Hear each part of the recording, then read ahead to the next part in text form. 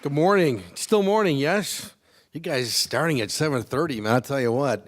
These are not sports writer hours. So if you like getting up early, fantastic. If you like sleeping in and being nocturnal and hunting at night, that's what kind of we do as sports writers. So, but in any event, thanks for being here and let me be here. More importantly, because I could talk writing to anyone who will listen to me. My wife and daughter get tired of me talking, so it's nice to have a different audience for a change. So anyway, I want to tell you a little about how I first started in this business, which is a real tough racket to get into. And every now and then you'll see this, or I'll see it anyway, these stories about how journalism is like one of the worst professions to go into in newspapers. And that's because that person has to write the story, and they're just probably bitter where they are in their career right now. Because I got to tell you, I love being a journalist, a sports journalist. People always say to me, "You get paid to cover games?" And I say, "Yes, I do get paid to cover games, and that must be pretty fun." And it is pretty fun.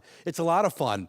I was at ABC Channel 7 one morning, and they used to always have an attorney on to talk about anything that required some interpretation of the law, whatever. And this guy drives a Mercedes. He's got, $1,000 suit on, and he's like, "You have the best job." I'm like, "No, I think you do. You drive a Mercedes and then wear a $1,000 suit." But he was serious. He's like, "No, I'm telling you, man, you have the best job." And point taken. It's a fun gig. It really is. I've met so many great people, famous people, golf with a lot of famous people, have played a lot of free golf because that's what sports writers get to do and stuff. So it's been really fun. I mean, I get to be 10 years old pretty much every day. I kind of look at it as I've really kind of never grown up, because when I was a little boy, I used to play a lot of sports. I was like a typical little boy, played a lot of sports. I played baseball and I played hockey. Didn't really play basketball. I'm not very good. I'm 5'9" and was always small and not very coordinated to play basketball. But played a lot of sports. Collected baseball cards, football cards, hockey cards, still have those in my garage and don't know what to do with some of them. But it's a fun gig. So I went to Mundelein High School, local guy. I know it's the rivalry, Mundelein, Libertyville. It was certainly when I was in high school way back when. And then went to Northern Illinois, kind of not knowing, God bless you, what I was going to do professionally. I didn't think I was going to be an accountant or a doctor or go into business. I just wanted to be 10 still and do sports. So I got into radio first day. And then if you want to go into journalism, whether it be sports or news or whatever, college is a great avenue just to experiment with your career and choices. And I just showed up at the student radio station one morning, the fall of my freshman year. Said, "I want to be a sportscaster. Can I do anything here?" And the guy who I talked to is a guy named Steve Olkin, who worked in Chicago radio for a long time, still does. He now sells golf carts, actually, for Harris Golf Carts. That's a fun gig, too, because he gets free golf every time, and he's always at golf outings and stuff. So Steve's a real good guy. He's lives in Buffalo Grove. His kids go to Stevenson. And he still does a golf show on WSCR, The Score, in the mornings. But I worked with Steve, so Steve was 3 years older than me, and he's very good. He was very good then, was still very good. He's certainly good enough to still be doing it professionally. And he just has the typical radio pipes, and I love Steve. And so I started working under him. I became the sports director by the time I was a junior. Had staff, staff meaning where other students would do sportscasts too. I would arrange all that and schedule it. I did play-by-play for Northern, football, basketball, did a talk show. It just was living the college life and living the dream. And then when I got done, in the meantime, I had picked up an internship, which are always good, at a radio station in Crystal Lake, doing the same thing, sportscast, sports talk show, doing a lot of different things, high school play-by-play. And in the meantime, because this is such a tough racket to get into and then stay into, I wasn't working full-time at the radio station after college. I started freelancing, which is another way writers get their start. Sports writers, even guys at the Tribune, Sun-Times, Daily Herald, guys who have been covering pro beats. That's how they get their start, is freelancing, meaning you get paid per assignment. So we have you cover a high school football game Friday night. You get paid for that game, and if we like you, you do a good job, hopefully you get a chance to do another one and another one. I started doing that with the New Sun, got a did well enough, and they liked me enough where I got hired on to work on the desk, pretty much just data entry kind of work. But it was good enough. It was my foot in the door, which is always key. I got a foot in the door, chance to prove myself again and show that I can be good at what I do and that I can be professional. Did that for a year, and then I got my first full-time opportunity with Pioneer Press newspapers, which is still around, Libertyville Review. Worked for them for Pioneer Press for 11 years, became an editor, and just continued to grow and evolve. As a writer, kind of found myself as a writer, what I like to write about, what I like to do, and just kept earning the trust of people above me, and that led to a full-time job eventually with the Daily Herald. But this is my 14th year there now, or 15th. I've been there 14 years with the Daily Herald. So anyway, what I want to talk to you about today is really what we kind of go through, what I go through, and any sports writer will go through, covering an event from start to finish, whether it's covering a high school game, covering a Libertyville Stevenson softball game, which I did yesterday, covering a Bears game, which I do during NFL season, covering Blackhawks playoff games, any assignment I do, because I tell you what, if I talked to the first group way back when this morning about taking every project seriously, and there's no job that's too small, and really about approaching the same job again, whether it's doing a feature story on Jonathan Taves playing outdoor hockey when he was a little boy because his dad built a rink in his backyard, to covering a Libertyville football game, or when I worked for Pioneer Press, I covered every sport. I covered badminton, tennis, track, you name the high school sport, I covered it. I approached all those assignments, whether it was a game story, a feature story, a column, with the same tenacity as I do covering Bears football. It's that simple. My name is on it. It's my work. It's my profession, and I want to do well at what I do. Right? Whatever you do in life, you want to do well. So I don't care if it's the smallest job you have that day. Do it well. So I'm going to take you through the three things that kind of really steer me as a writer. And here are the three questions I ask myself every time I am going to write a story where I'm covering an event. And typically it's covering a game, but anything where, even if it's a one-on-one interview that's arranged in advance, I ask myself three questions. What did I see? What did I hear? And what did I learn? Those three questions. We talk about writer's block, and I heard Aja speaking earlier about he really doesn't believe in that, which I thought that was interesting to hear that, and because that's daunting. That's like the dark side creeping into your head. Writer's block. There really shouldn't be writer's block if you learn how to deal with it, how to combat it. It's almost like the pressure, I guess, in sports, and people succumb to the nerves and stuff. And it's like you learn how to block out the negative energy. Sometimes writer's block, it just sounds negative, right? It doesn't sound positive. And you can block it out. So those three things, I'll talk to you in detail about what did I see, what did I hear, what did I learn. In fact, the way this kind of came up was a good friend of mine who works for another newspaper, Bill McLean. He's probably written about, I don't know about this group because he's been with another newspaper for a couple of years now. They cover pretty much the North Shore area, Lake Forest, Wilmette, that kind of area. But Bill's he's a great friend of mine. He's a fabulous writer. I like to think I'm pretty good at what I do.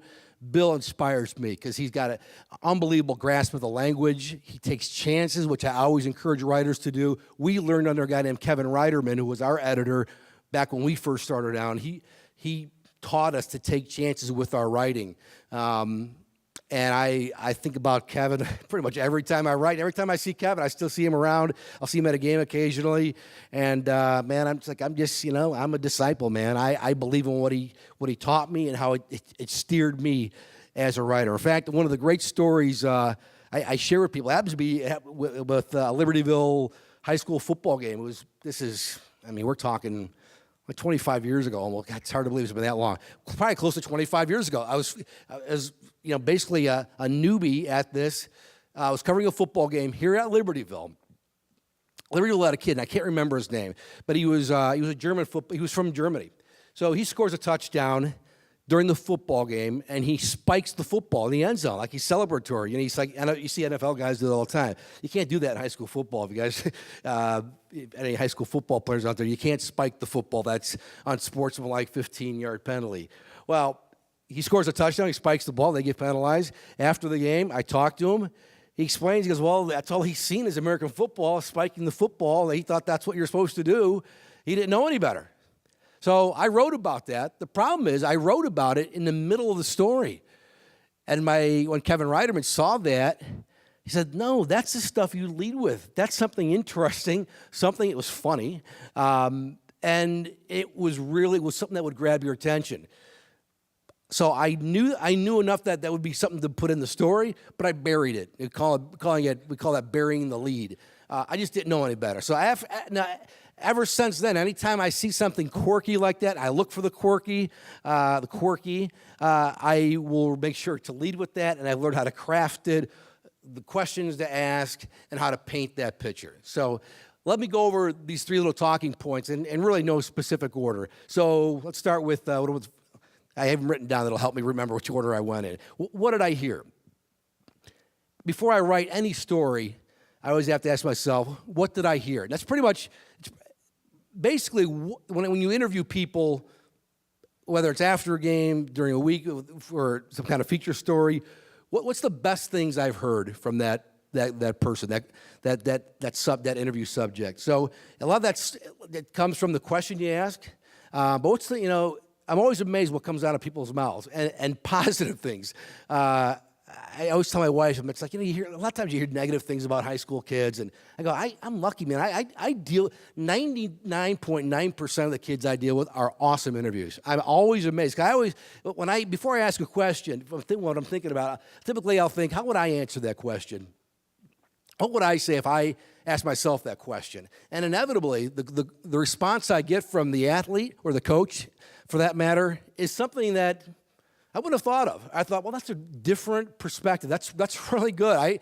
It's a great way of looking at that, whatever it is I asked them about. So at the end of the day, when you got all your material, you've researched all your material, and you're ready to write, I always ask myself, what was the best quote I had here? Something funny, something really insightful, because when you quote, you don't want to quote facts. You don't want to quote someone you would never quote someone saying, hi, my name is Joe, I'm a sports writer.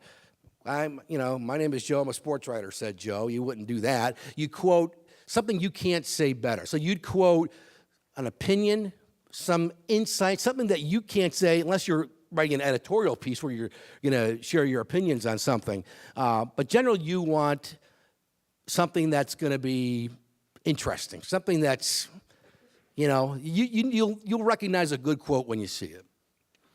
But also, the what did I hear part comes from, I told the last group this. I covered a Stevenson boys basketball game this winter, covered them a lot. The great Jalen Brunson, right? Stevenson state champs. They were playing Simeon down at, I always get my Niles schools mixed up. I think Niles West.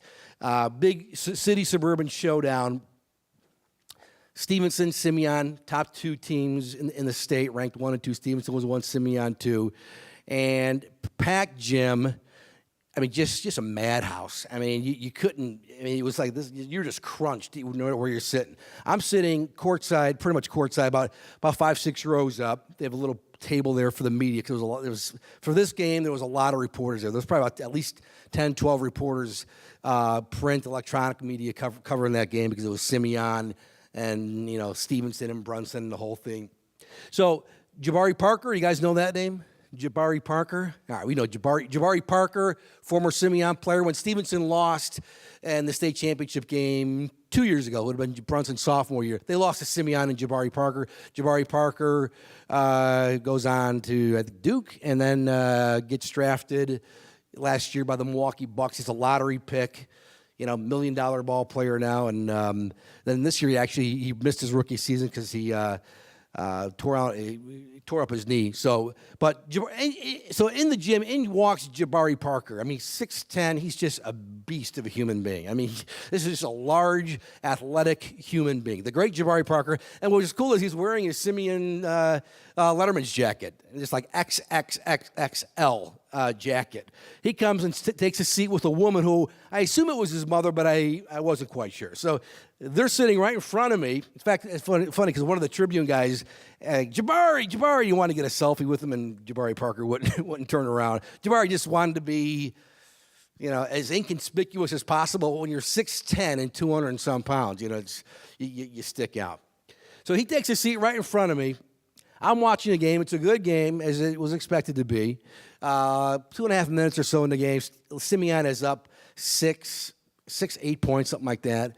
And kid steals the ball, lays the ball in the basket, gets fouled, so potential three-point play. Now it looks like the ball game is pretty much over. So the woman next to Jabari Parker, who again I think it was his mother, but I'm not quite certain. I just kind of referred to her as the older woman sitting next to him, which then I thought, well, she could be 25 because he's probably only like 23. So, but she was probably in her late 60s. But anyway, she starts to chant "This game is over" chant. We've heard that, right? You guys have probably said that when your team is about to win, and now it's, even though there's a couple minutes left on the clock, you're going to win, so you start the "This game is over" chant. This old lady, not old, but older woman, starts the "This game is over" chant, and Jabari right away playfully kind of grabs her shoulder and said, no, it's not over yet, because he knew better, because with Stevenson and Jalen Brunson, with 2 minutes left and even down 8 or 10, the game's not over yet. I mean, they can make that up in a hurry. So it was funny, and I thought about it. Here's a big game. When I write, I need something to show the magnitude of the game. Jabari Parker walks into the gym, and it's like, the God has walked in. To me, so showing that so I figured if I write about this, I can squeeze that in that Jabari Parker was in attendance. That's how big this game was. He wouldn't show up for a game that Simeon was going to be, winning by 50 points. So that whole little moment there where the woman starts to chant, he grabs his shoulder. I wrote that down, and I thought I might use that. What did I hear? It gets back to also what did I see? And I used it. I just figured. Now, again, was it crafted the best? Is that going to be the lead of the year? I don't know. Hopefully, I think I crafted it well. I hope so. Hope people got it. But I thought it was fun. It falls into my what did I see, what did I hear, what did I learn category. And I went with it. So that's part of the what did I hear? Because when you're a reporter and you're covering something, your ears really have to be perked and your head's got to be up. And you've got to be writing a lot and observing.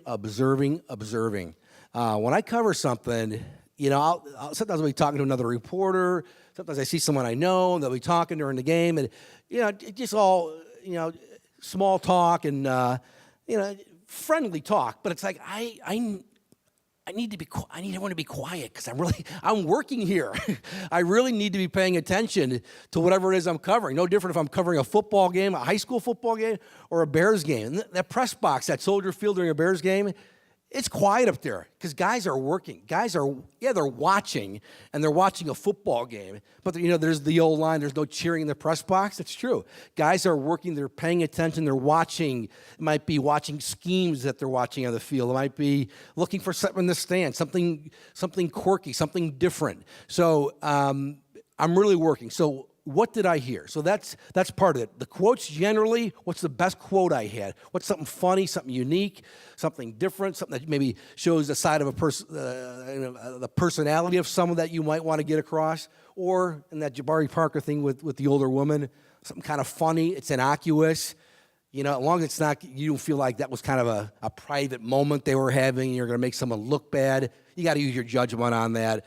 Most of the times, if you're as a reporter, you kind of know, what can be innocuous and what can be, damaging to someone. So that I figured it's a cute moment. I'm not going to get in all, do the whole research. Who is this woman? How does she know Jabari Parker? Just older woman standing next to him, kind of overreacting, and the old pro at 23, Jabari Parker, or 22, knew better. So to me, that works. It's okay to do that. And when I'm covering something, I will look for that.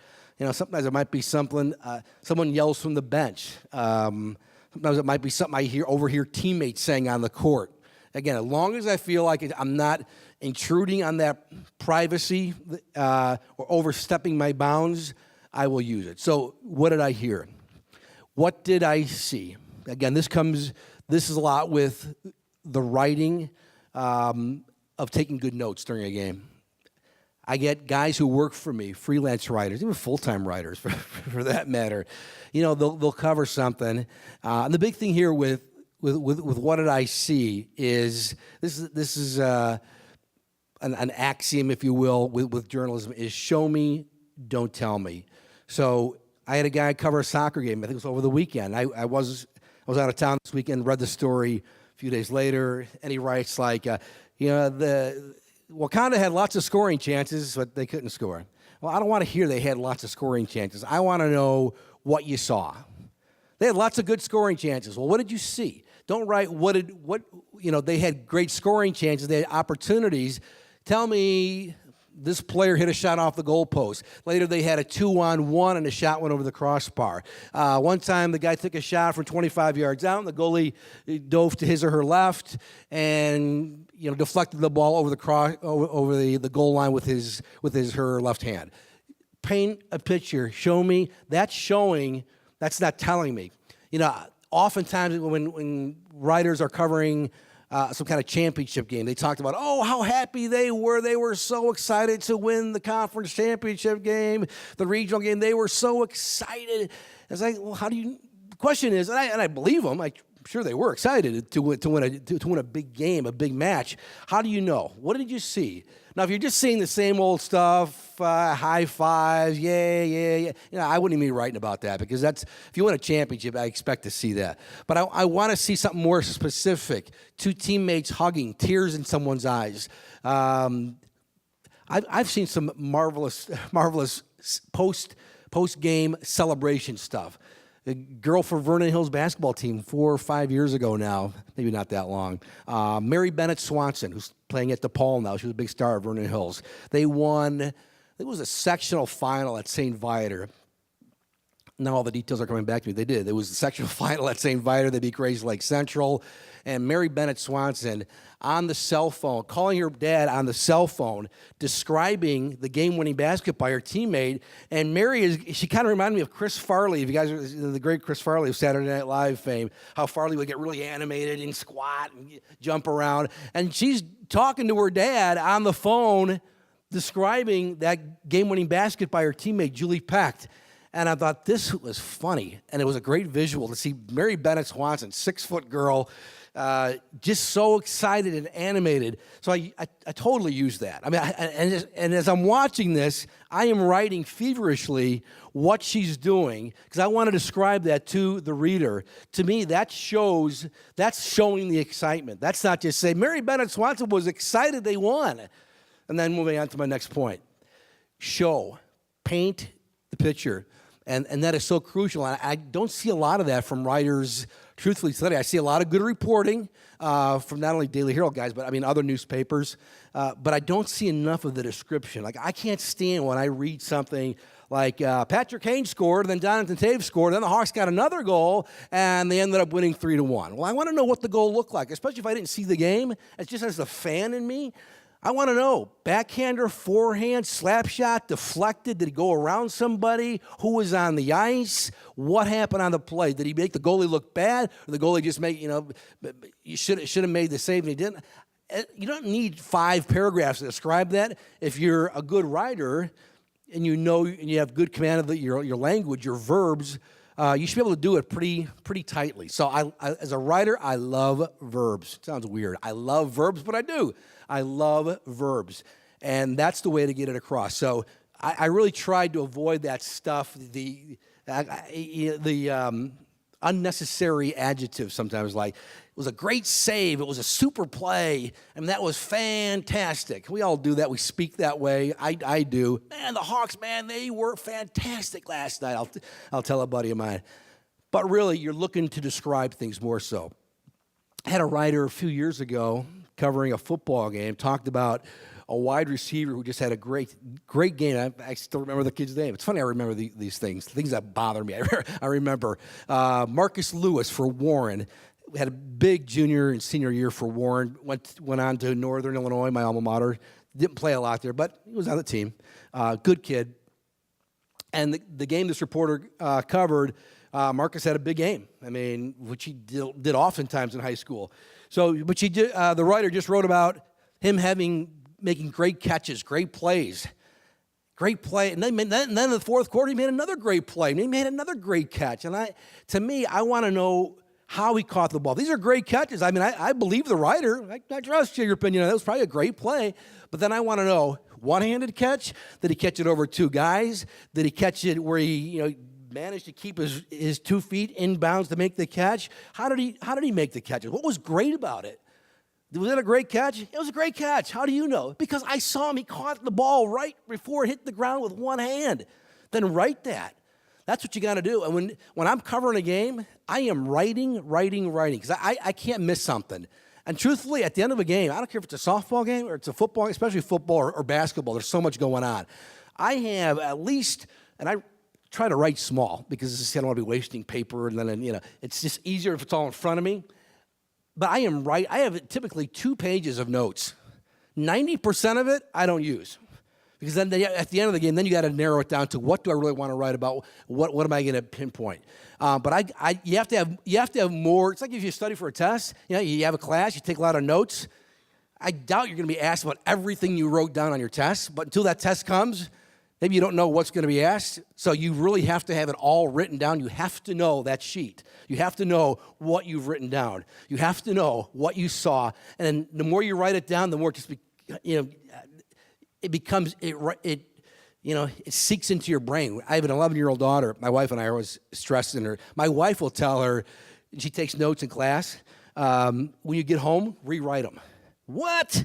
We get a lot of angriness from her, or a lot of what are you talking about? I'm 11, I know everything, that kind of thing.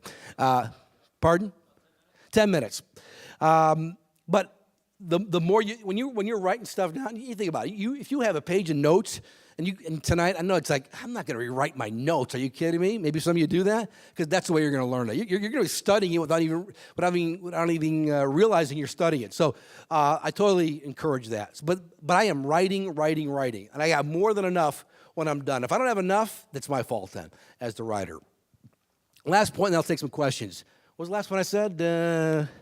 What did I learn? That's what you see most of, and really any kind of writing you do should have all 3. What did I see? What did I hear? What did I learn? All 3 of those should be in every story. And when I write a story at the end, if I haven't hit on all 3 of those, then I really need to spend more time on that story. Because all 3 of those elements should be in there. But what did I learn basically is everything from who won the game. You got to get that right.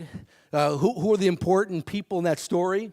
All the stats, all your facts, and why is it important? So if I'm telling you Stevenson played Simeon in a basketball game and Simeon won, why is it important? Because this is the top 2 teams in the state, ranked 1 and 2. What did I learn? Did we learn anything about Stevenson? We write about Stevenson. We don't write a lot about Simeon. But if you're writing for both teams, what did we learn about Simeon? What did we learn about Stevenson? Are they as good as we think they are as they're ranking? So what kind of stuff did we learn? So those 3 things: what did I see? What did I hear? What did I learn? Those steer me every time I write, and that writer's block that shouldn't enter your head. As long as you know what you want to write about, always think about. What do you want to say? And I heard once, and this helps too sometimes, think about a headline for your story before you even wrote it. So if you're writing about whatever it is, think about a headline you'd put on it. It doesn't have to be a clever, phrasing. Just what do you want to say? What do you want to say? What do you think is important that your audience is going to want to hear? And that helps. It just helps simplify it, and because sometimes we just try too hard, right? You hear that all the time. You're trying too hard. Let the game come to you. I love, I'm a sports guy, so I always speak in sports cliches and metaphors and stuff. But let the game come to you. Don't try so hard sometimes. But think about those 3 things, and, I'm telling you, it works, kids. So that's it. You got any questions? What we got, 5 minutes? About 5 minutes. Well, the lights are back on. It's like Hollywood up here. Bright lights. Need camera makeup. Any questions about sports writing in general? Way in the back. Yes. My favorite sport to cover, growing up, I played high school soccer. I played a lot of hockey. I still love those sports. I don't play soccer anymore, bad knees. But really, those are not necessarily my favorite sports to cover, because I laugh when we'll get a reader call or email or whatever, and they'll talk about how you're biased toward certain sports. And hey, I never played high school football. I wish I would have, because I love the sport. But football's always top billing out here. Football's going to be it's the biggest event. It's a one game a week. I love writing about high school football, but really, I just love a good story, and I love digging for the story. So it doesn't matter. I mean, if I were covering a badminton match today, if I could find the story, because you never know where you're going to find a story. I love the hunt for that. It doesn't matter to me. If it's a good story to tell, I love telling it. So I really don't have a favorite sport to cover. Even hockey. I love hockey. I love the Blackhawks. I understand the game, I think, better than some other sports, because I've played it a little bit, and I've been a fan since I was a little boy. But, sometimes I've covered Blackhawks game, and I'm like, I don't know where I'm going to go with it. I'm thinking, I don't know where I'm going to go with this. This is a tough one. And then I start, what did I see? What did I hear? What do I learn? But it's tough.